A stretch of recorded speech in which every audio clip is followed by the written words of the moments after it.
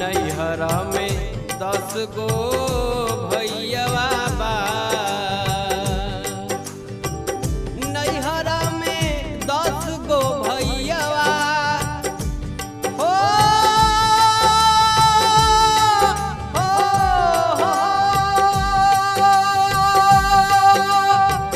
नैहरा में 10 गो भैयावा आ 10 गो भौजिया बाड़िए राम। नैहरा में 10 गो भैयावा आ 10 गो भौजिया बाड़िए राम। तब हूँ